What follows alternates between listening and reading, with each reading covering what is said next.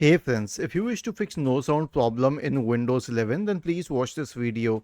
I will guide you through a few settings and a few solutions. So first of all, click on the system tray and check if the sound level is good enough. If not, then pull it to the maximum and see what happens. Then click on this symbol in front of it. Scroll down and you'll find the volume mixer. You can push these options to the maximum. The next setting is to right click on the start button, select settings, go to the system tab, select sound. You have output here. Check that the output should be at maximum and the speaker should be the correct one. For example, if I select headphones, it won't be selected the right speaker. The speaker should be the correct one.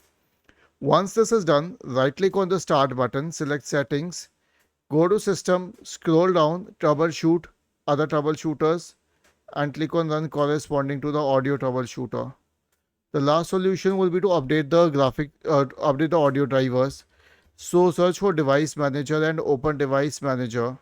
Expand audio inputs and outputs. Right click and update drivers. Right click second and update drivers, and so on. Was this helpful? If yes, then please subscribe to the channel. If not, then let us know in the comment section of the video on how we could help you further. Thank you for watching this video and have a nice day.